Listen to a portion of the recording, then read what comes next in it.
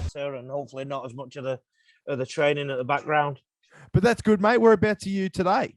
I'm in Sanford on the north side of Brisbane, so Sanford Stags. Home of the Mighty Stags, yeah. Yeah, I've never held clinics more than I have at Sanford Stags. So this is the 23rd I've done, 23rd such clinic, and this is I think it's the 5th or the 6th that I've done at Sanford. So yeah, they're the day ones. Oh, beautiful. Well, Sanford Stags getting on board. They know all about rugby league coach Lee Addison. That's good to hear. And now, you know who plays here now? Sam Friday. Sam Friday plays at this club.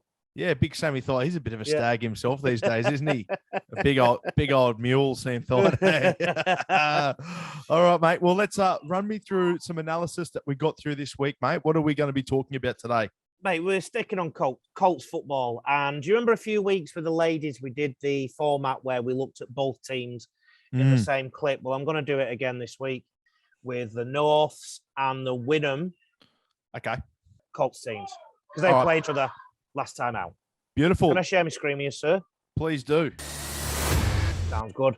Beautiful. And I don't have a problem with that. Norths are defending from the right-hand side, and Wynnum are clearing the ball out from their own end. And this is from memory. This is from the kickoff. So let's look at Wynnum first. So don't look at Norths, look at Wynnum.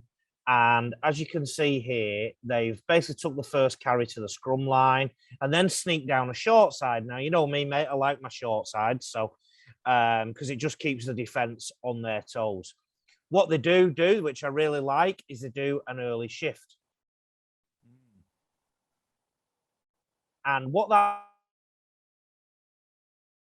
does, the early shift, Taylor, keep us guessing as to where they are going next. And it also, especially if it's a compressed defense, it allows them to put a little bit of hesitation in the line. Now, I've paused the tape here, and the viewer will be able to see on the left, there is some good push. Even though the body language isn't perfect. Sorry, I'm just looking, making sure the training's okay. Because the push isn't superb on the left, but it's okay. The body language, isn't superb.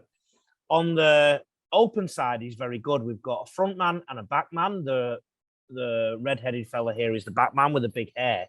And you can almost look straight down that line there and see that they've got front and back man options. And I really want to draw the viewer's attention to what happens here. The half gets it in his hands.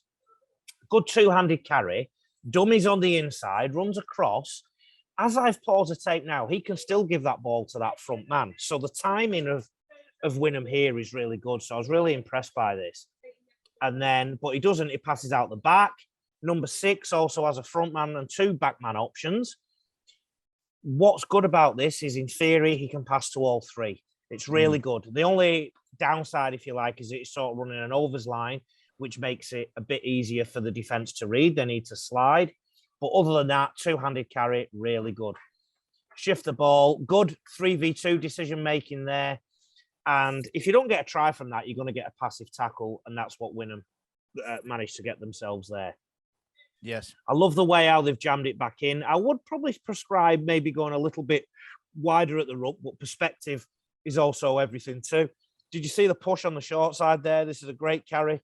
Yeah, they do have numbers in and around the ball, both sides of the ruck. They seem a very structured and well-organised side, Wynnum. So I just like the way they're doing things. I like the way they constructed that set.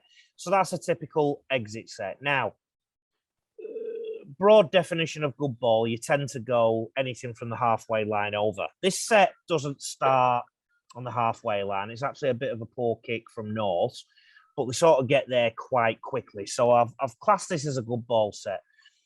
And the reason I've done this is that I think this area of the field, if teams learn to attack very well in this area of the field, they can actually score more points because the defense aren't ready for them.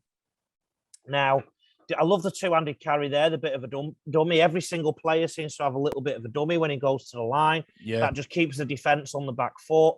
They've got push on both sides of the ball. I really like it. Whoever's coaching this team, really good attacking coach. The 13 move the ball on there. And then for variety, it was a +2 that turned the ball back inside. I mean, Norths are dealing with it okay at the minute, but I just like the variety they've got everywhere. I love that they've turned the ball back inside. This player has a great run, and he ends up scoring a meat pie. Now, if I'm just going to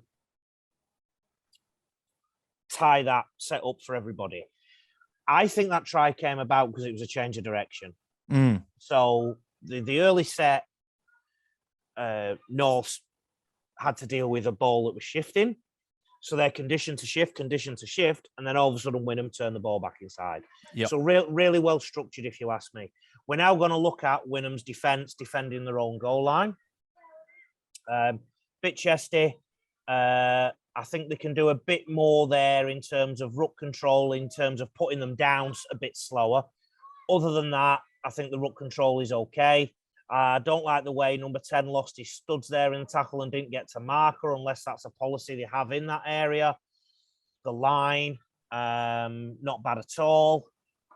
So very well coached in attack. There's a couple of concerns in defence at the minute. Looking at the split as well, I'm just going to take that back for the viewer. Now, we're going to count the numbers, guys. We're going to count the number 1, 2, 3, 4, 5, 6 defenders there, and we're on this side of the post.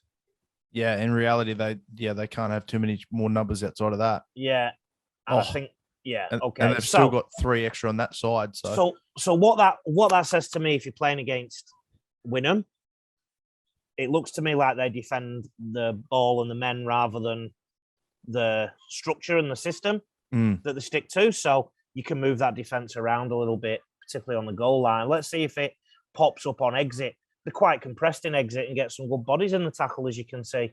Yeah, they look great. Yeah.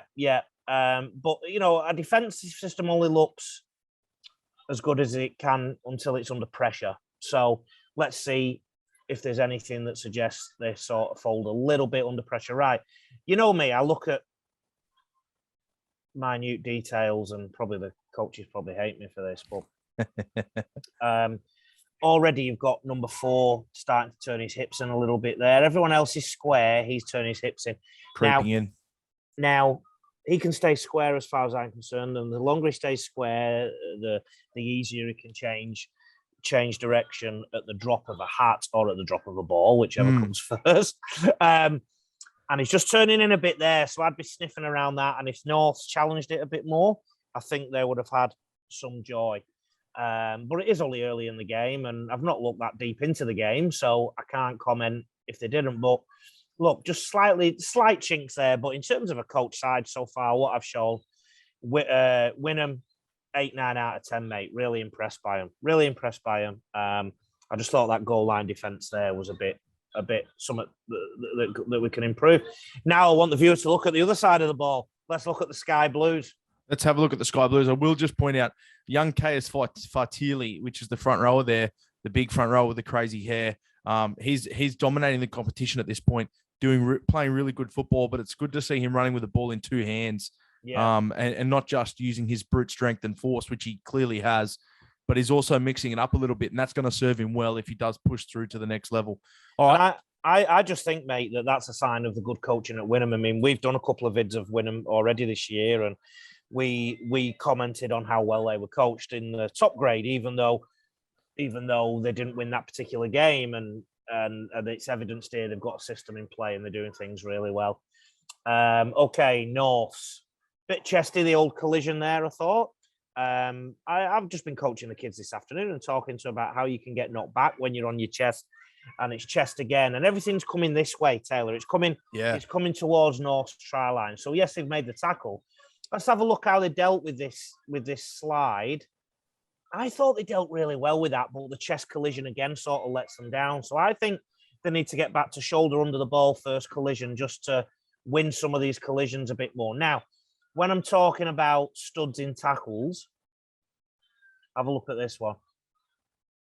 This particular tackle here. Look, he's on his knees there. I don't know what number he is.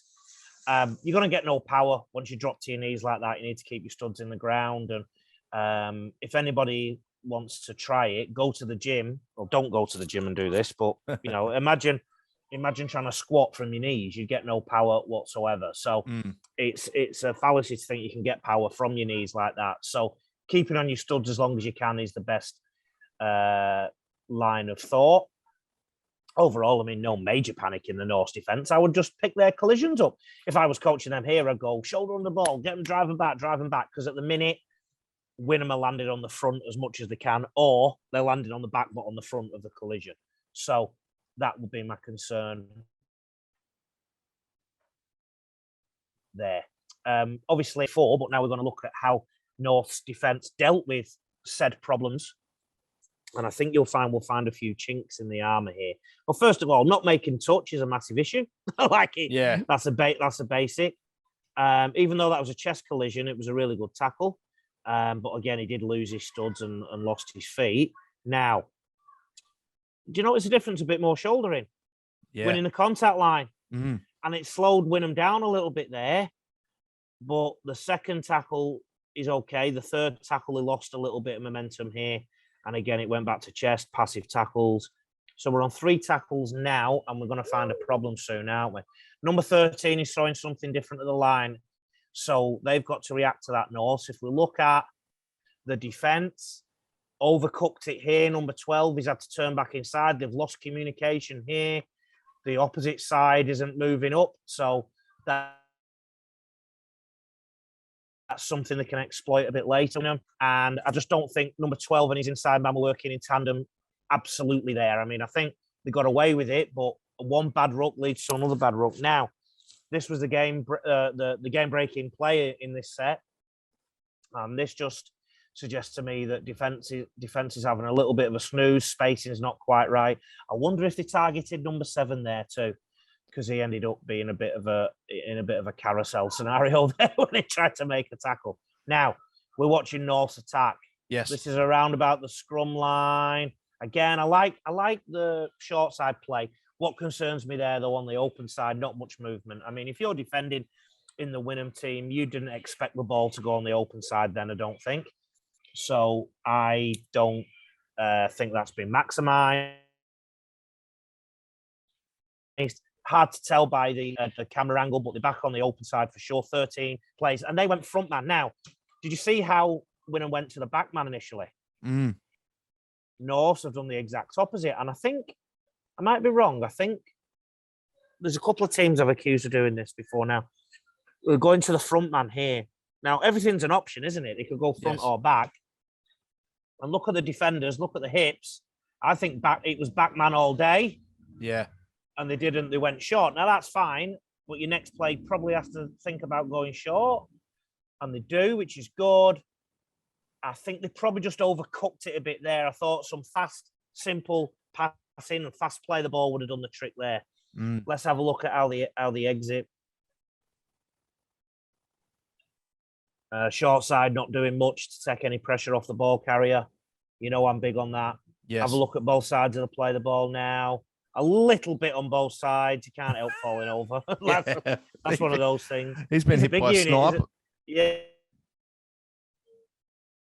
he's a big unit too. And I've took it in the middle now, and they're sort of looking around a little bit.